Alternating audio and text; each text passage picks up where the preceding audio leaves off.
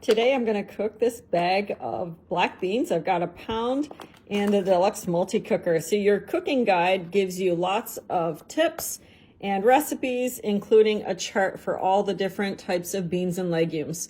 I'm going to need 25 minutes for the black beans. First step is to rinse your beans off in a colander. This will get off any debris, dust, anything you don't want on there. Most beans today are very clean, but sometimes you have to pick through and make sure there aren't any pebbles, things that you don't want. I'm going to take all of the beans and I'm going to dump them into the pot for the multi-cooker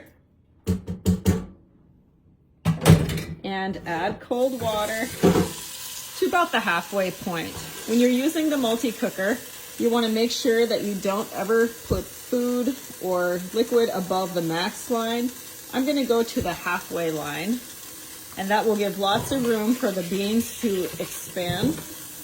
And that's it. I don't like to add anything else to it. You can add a touch of oil if you want, but I don't add any salt or oil usually, just the water and the beans. It's time to get the lid ready. Make sure that silicone gasket is pushed in all the way.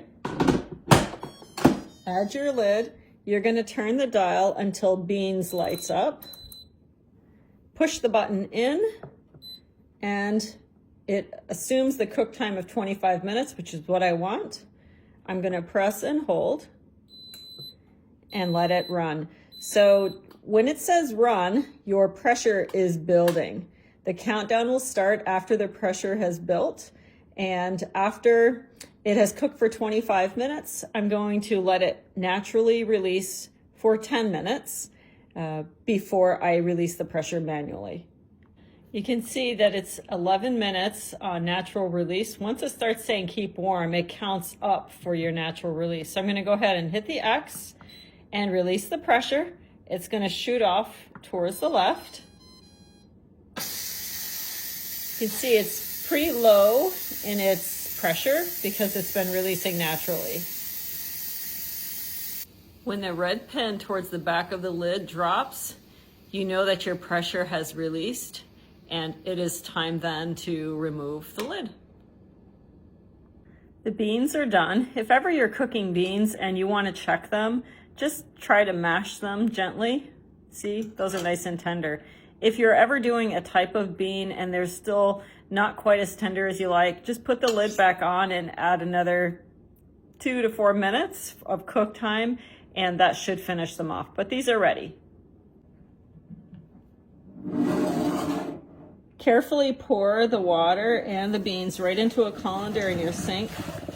Just be careful of the steam rising. We're gonna let these cool to bag. These little micro grips are perfect for your stainless pot.